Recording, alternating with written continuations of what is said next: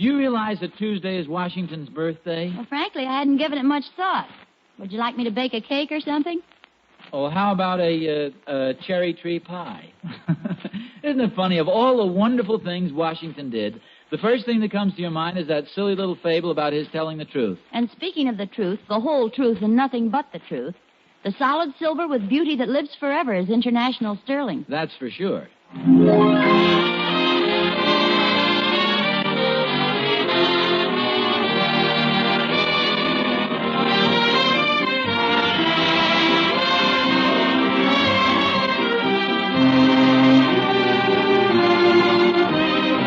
The solid silver with beauty that lives forever is International Sterling. From Hollywood, International Silver Company, creators of International Sterling, presents The Adventures of Ozzie and Harriet, starring America's favorite young couple, Ozzie Nelson and Harriet Hilliard.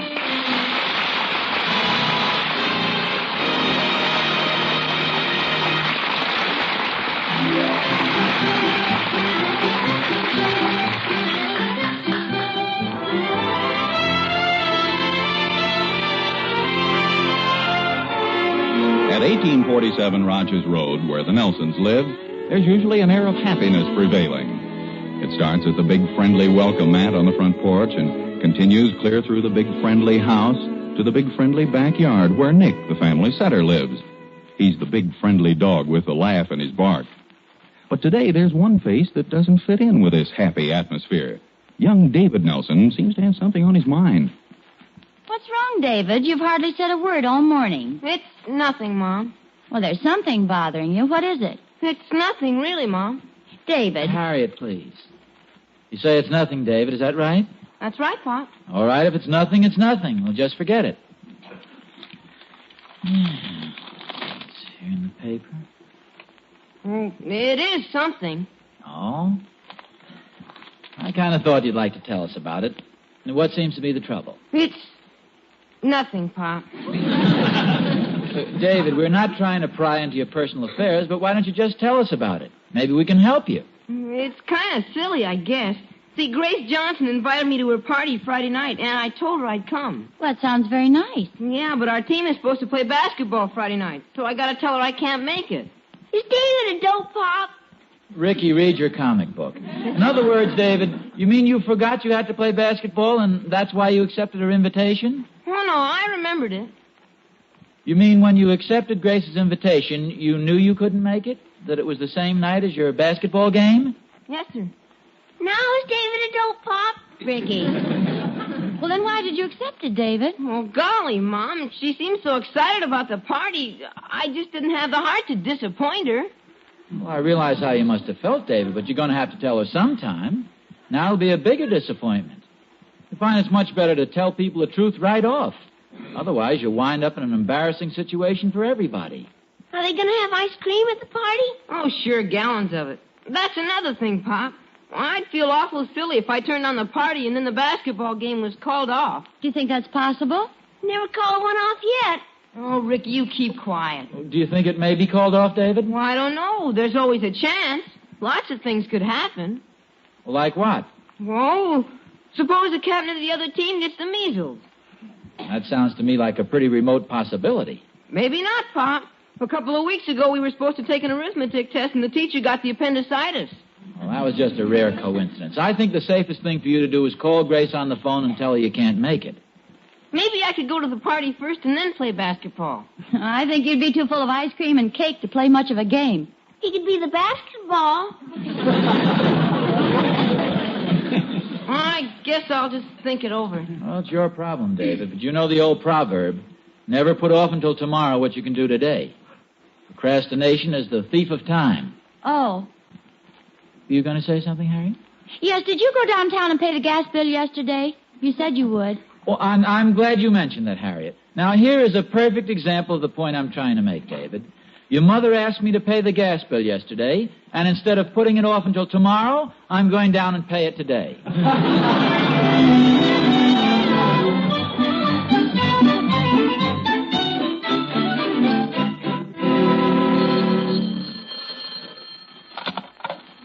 Hello? Just a minute, please. Hey, Mom, telephone. Who is it, dear? Mrs. Jones. Which Mrs. Jones? Which Mrs. Jones are you, Mrs. Jones? Never mind, Ricky. Hello? Hello, Harriet. This is Pamela. You haven't forgotten you're having dinner with us tonight, have you? Oh, no, Pamela. I'm glad you called, though. I'm not sure I know how to get out to your house. Oh, well, that's why I phoned. Have you got a pencil? Mm-hmm, right here. Well, first of all, you come straight out Baldwin Boulevard. Now wait till I get my directions straight. I can never remember east from west or north from south.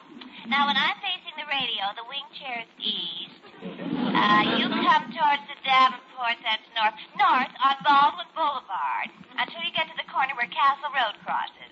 And when you get there, have your husband slow down. The shop on the corner has a hat in the window that's just perfect for you. You'll love it. Good, I could use a new hat. We go out Baldwin and turn at the cute hat. That's right, yes. You turn left, and then you'll be on Castle Road. Then you turn... Oh, no, let me face the radio again. You turn at the wing chair, that's east. East on Castle to Oak Street. And as you make the turn, you'll notice a little dress shop on the corner. Should I have Ozzie slow down again? By all means, dear, that little taffeta dress in the window there is out of this world. You turn right. All right. Down Baldwin, turn left at the hat. Down Castle, turn right at the taffeta dress. Yes, I think that's right. Now, wait just a minute. Now, I want to be sure I'm right. Let's see, you come toward the Davenport, you turn to the radio, then you head for the bookcase. No, it's left on Oak. Left. Yes. And you live at 1340 Oak. Yes, that's right. The numerals on the door will say 134. The O's missing. Oh, I'm sure we'll find it, Pamela. About what time should we be there? Oh, about 7. Oh, Harriet, wait a minute. Wait, dear. I'll give you the directions over again. Oh, I'm sure I got them straight, Pamela. But I just remembered. I moved all the furniture around yesterday.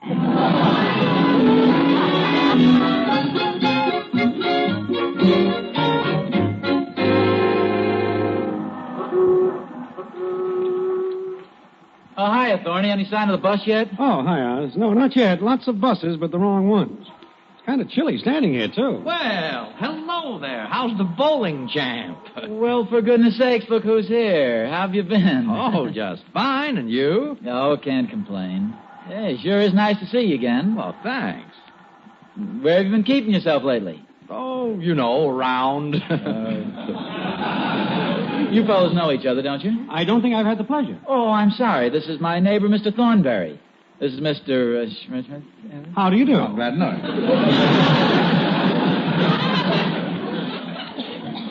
How are things going?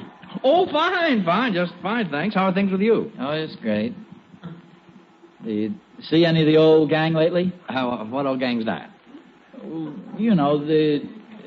Oh, yes, you mean the boys downtown. Yeah, the boys downtown. Oh, yeah, once in a while. Oh, I ran into Dick the other day. Oh, swell.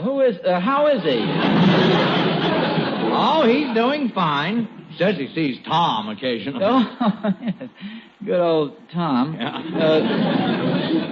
Other than that, nothing new? No, same old grind. How's the wife? Oh, she's fine. And, My wife's fine. Oh, Say, you never did come over for that fried chicken dinner. well, that's your fault. You didn't invite us. Oh, I didn't? Well, we'll remedy that right now. How about tonight? Oh, no, not tonight. I mean, your wife will want to... Oh, don't be silly. We always have plenty to eat, and the wife loves to cook. Yeah, I know, but I No don't believe in... excuses. Shall we say about 7 o'clock? Oh, well, that's awfully nice of you, but really we couldn't. Oh, because- no. Oh, here's my bus. Well, we'll see you at 7. Just a minute. This is very embarrassing, but to be honest with you, I'm afraid I don't remember your address. Where are you living now? Same old place. Yeah, it's right in the phone book. We'll see you at 7. Well, looks like you're invited out to dinner tonight, Oz. He seems like a nice fellow. Thorny, I know you won't believe this, but I can't seem to place the guy. His face is so darn familiar, but I can't remember his name for some reason. Now, how can that be, Oz? You were carrying on such a brilliant conversation. I wonder where we know him from. He mentioned something about bowling, didn't he? Yeah, I think he did. But he also called you champ, so I'm sure he's never seen you bowl. I hope Harriet remembers him. Well, she probably will. She has a wonderful memory for names, thank goodness. Oh, that's all you're worried about, Oz. I know his name. You do? Well, then why didn't you tell me? You didn't ask me. Ridiculous. I was starting to worry about it. How did you know his name? You told me. I told you. Why, sure. You said very distinctly, Mr. Thornberry, meet Mr. Rush.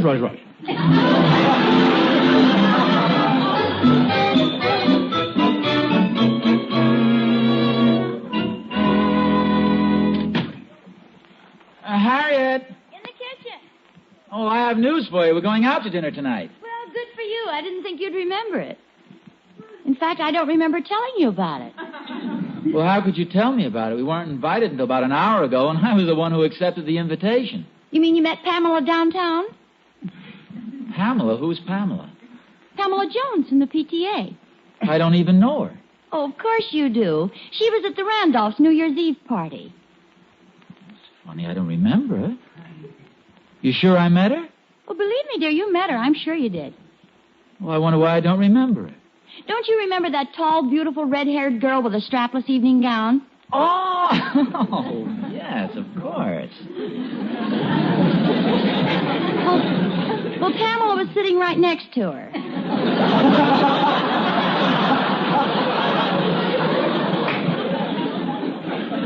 No wonder I didn't remember her. How did she get into the conversation, anyway? I just told you. We're going over there for dinner tonight. She invited us about 2 weeks ago. Harriet, I think we've got one of those little problems that make life so interesting. What did you do? I accepted another invitation for us. For dinner tonight? Yeah. Well, when was this? It was just about an hour ago. Oh, that's a shame. After all, what kind of an invitation is that at the last minute? Probably somebody else couldn't show up. Well, Harriet, I don't think that's a very nice way to talk about a good friend of mine. But it's such a strange thing to do. I mean, at the last minute like that. Who was it? That fellow we know from the bowling club. Oh, what's his name? You don't know his name? Oh, sure. That is... I think I'd know it if I heard it. His face was very familiar. Well, let me get this straight now.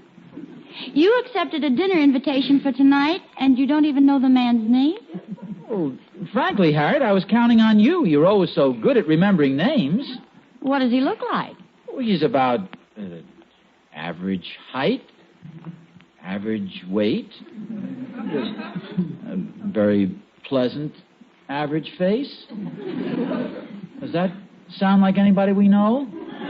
Sounds like everybody we know. Where did you say we know him from? The bowling club. I'm sure of that much because he said so. Gee, I wish you'd think a little, because I know you know him. Kind of a disappointment, dear. I was counting on you. But I never go to your bowling club. Well, sure you do. You were over there ladies' night, the big tournament a few weeks ago, wasn't it? That was last 4th of July. Really? Gee, I was sure it was Labor Day. Well, maybe you can think of it while I'm making the sandwiches. What sandwiches? The ones you always eat before we go out to dinner. Oh, don't bother. What a dreadful mess. Here we are with 2 dinner dates, and one of them we don't even know who the people are. Are you sure you don't want the sandwiches? I have them practically made. No, thanks. I'm so worried I've completely lost my appetite. What kind of sandwiches? Bacon and tomato on whole wheat with Thousand Island dressing. Well, as long as you've gone to all the trouble, I'll just have 1 or 2 and a glass of milk. Wish I could remember who this guy is. His face is so darn familiar. Well, why in the world didn't you just tell the man you couldn't remember his name? There's no crime in that. Harriet, you know very well you can't do a thing like that. Hurt a person's feelings? It's just like I was telling David this morning. It's always better to come right out. David's was an entirely different case. Come on, Harriet, help me with this, will you? Now try and remember. A man about average height, average weight.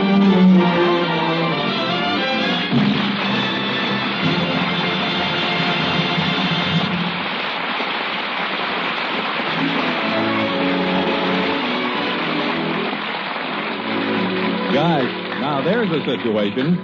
I bet there's nothing that beats it for confusion, unless... Oh, wait a minute. I forgot about the subject of today's prices. Now, that's something that makes your head spin. But there is one exception to that, a really glorious exception, and that's the price of world-famous international sterling. This loveliest of solid silvers, this solid silver with beauty that lives forever, costs just exactly what it did 5 years ago. Other leading silver people have raised their prices, but not International Sterling. The International Sterling pattern of your choice is the same substantial weight, the same superb quality, yet it costs no more than in 1944.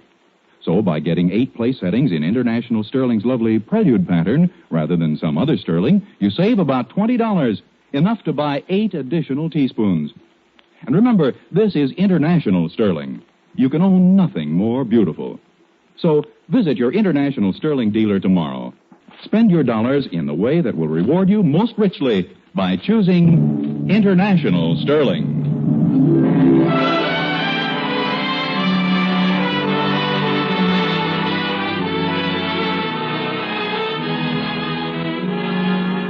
See that man making his way laboriously up the street? That man is Ozzie Nelson, a man with a problem. Peterson. Wilson. Benson. Nelson. Oh, hello, Emily. Mind if I walk up Rogers Road with you? No, just help yourself. Simpson? Carson? Beg your pardon? I'm trying to think of a man's name. Oh.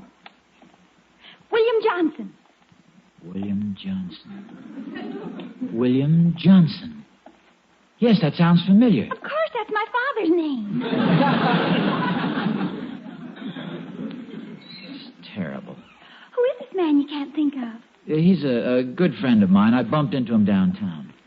Oh, maybe I can help you. What's his name? That's what I've forgotten. Have you tried scratching your head? Yes, I tried that. It just made a lot of noise in my ears. Got a lot of grease on my hands. In fact, I tried every way I've ever heard of. I even stood on my head in the corner. That's supposed to help.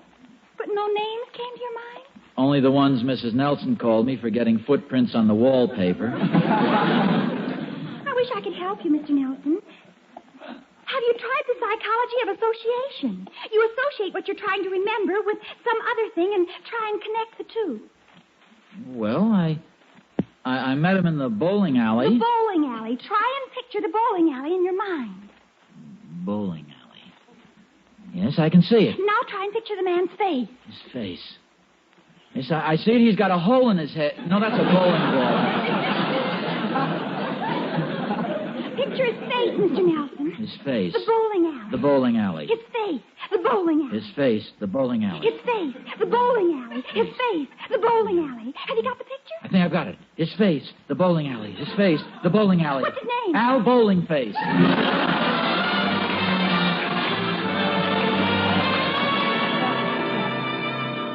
You'd better start getting ready. We have to leave pretty soon. I wish you wouldn't do that, Harriet. You just disturbed my whole train of thought. I had this guy's name right on the tip of my tongue. Oh, I'm sorry, dear. I thought you'd given up. Oh, I can't give up. I've got to think of it somehow. Emmy Lou just reminded me of something, the association of ideas. I'm working on that now. Well, don't forget we're supposed to be at Pamela's at 7 o'clock. This much I'm sure of. It must be a very average name. Why do you say that? Well, if it were an unusual, difficult name, I'd concentrate on it and remember it by association of ideas. I don't think I'd count on that too much. Well, you know it's true.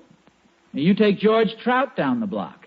Trout is a pretty unusual name, but it's easy to remember by the process of association. All you have to do is think of fish, and you've got it. Whenever I see George, I immediately think of fish, and right away I know his name. Ozzie, I was there the day you said, hello, Mr. Mackerel.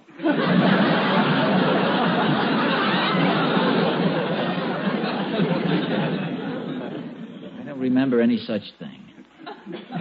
Trying to think of a man's name, the least you can do is help me. It's as much your fault as it is mine. My fault? How do you figure that? Well, you know how I depend on you to remember things for me. Your memory is so fine. That's why my memory isn't too good anymore. Well, now, how does that follow? Well, before we were married, I had a wonderful memory. But after we got married, I figured your memory was so good, I wouldn't need mine anymore, so I let it deteriorate. I don't see how I can be of any help. You haven't given me anything to go on. Well, it's not my fault. He just happens to be about average height and average weight, sort of an average-looking fellow. Why don't you start to get dressed? Maybe you'll think of it later on. Seems so unfair. Somewhere in this town, an average man and his wife are expecting us for dinner. I just picture the poor guy sitting there wondering. He says to his wife, "What happened to us?" Looks over at her and he shrugs his shoulders. She's medium build and about average height. Does that help you any, the description of her? How do you know what she looks like? Well, it follows, doesn't it, that an average man with an average name would be married to an average girl? Shame. There they sit in their average little home. With their 1.5 children? 1.5? Yes, that's the average family, 1.5 children.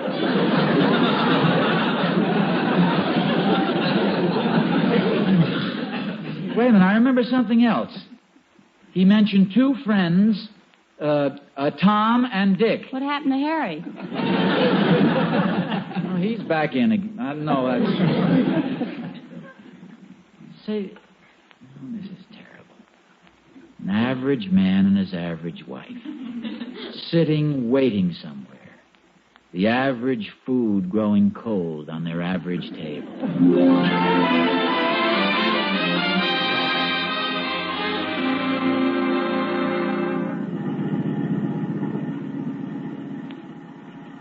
Average man, an average name.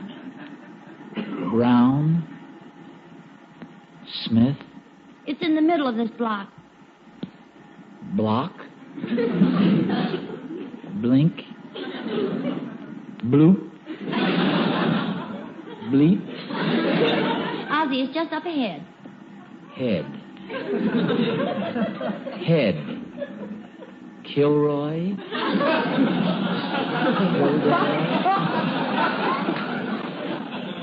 Dr. Kildare? Dr. Gillespie? Dr. Barrymore? Just a little farther. Father. Father Crosby? Ozzie, we're going to the Joneses. Think of the Joneses for just a minute. Jones. Harriet, please, I'm trying to think of an average name. Oh, this is where we stop. Oh, well, why didn't you say so? Oh, what a cute little house. House. It's a pretty average name. Yes, lots of homes have it. Holmes. Holmes. Burton Holmes. Burton. Button. Batten. Durston and Osborne. Come on. Bell. Hello, Harriet. Hello, Pamela. Well, we finally made it. This is Ozzie. Oh, how do you do? How do you do? Come on in. I'm sorry. I'm afraid we're a little late. Oh, well, as a matter of fact, Harriet, it really doesn't matter. There's another couple coming for dinner, but they haven't shown up yet. Oh. Anybody we know? No, I don't think so. It's some friend of my husband's, a man he met at the bowling club. Bowling club? Maybe I know him. Well, now, this is the ridiculous part. My husband doesn't even remember his name. All he knows about the man is that he's average height, average weight, average face. Can you imagine anything so silly? Yes, as a matter of fact, I can. Now, hear somebody come in, Pamela? Oh, yes, dear, the Nelsons are here. This is my husband. Hello. Well, Jonesy. Why, Nellie.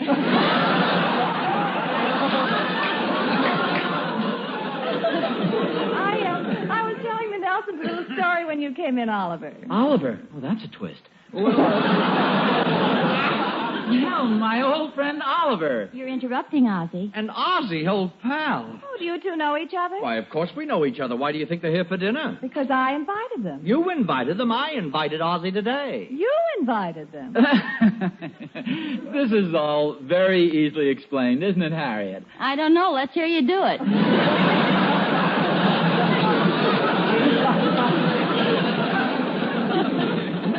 Well, Oliver, you see, you invited us for dinner tonight, and your wife invited us for dinner, and when we found out we'd both been invited to the same house, we laughed and laughed.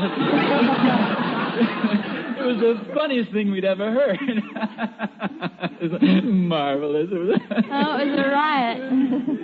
You mean Ozzie is the man whose name you couldn't remember? What's this? Oh, Pamela, why did you have to tell on me? Well, to tell you the truth, Ozzie, I didn't remember your name. Oh, it's so embarrassing, too. You knew me so well. You even introduced me to your neighbor, Mr. Ashman.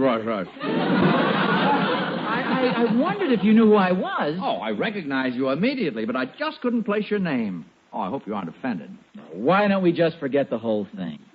Some of us remember, and some of you don't. Oh, poor Oliver. He's always forgetting people's names. I'll bet Ozzie never does that. Does he, Harriet? No, Ozzie's got a wonderful memory. What was the name of that dress shop we saw coming over here? A dress shop? Marshall's. Wasn't that the name? Yes, Marshall's? And remember that dress in the window? You said you were going to buy it for me. I did? You should remember. Why, I guess if I don't, well, this is blackmail. And there was an alligator bag just made for that dress. Yes, I remember saying you could have that, too. You can bring your things in here, Harriet. I'll be right there. Ah, your wife's very attractive, Ozzie. Is she from around here originally? No, she's descended from a very well-known Midwestern family. Perhaps you've heard of them, the James boys, Jesse James.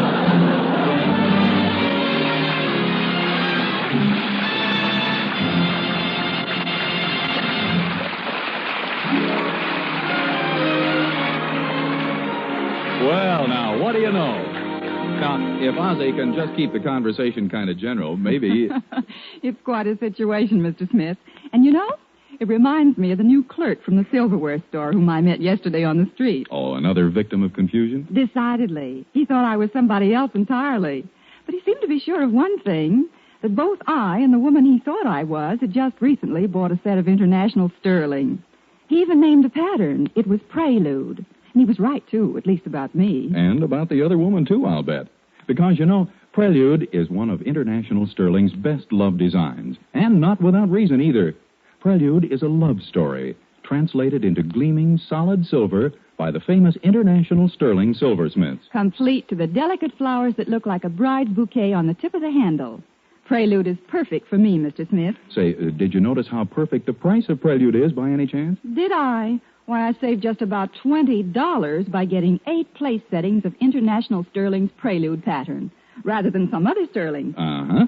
International Sterling gives you real value for your money. Its prices haven't gone up in 5 years, and every piece reveals the quality and craftsmanship that have made the name International famous for generations. Mm-hmm. Could you ask for anything better than that? The answer to that is no. So, see International Sterling tomorrow, won't you, folks? It's the solid silver with beauty that lives forever. And, by the way, there's a very interesting article and some color pictures of the entire Nelson family in the March issue of Radio, Stars, and Television magazine.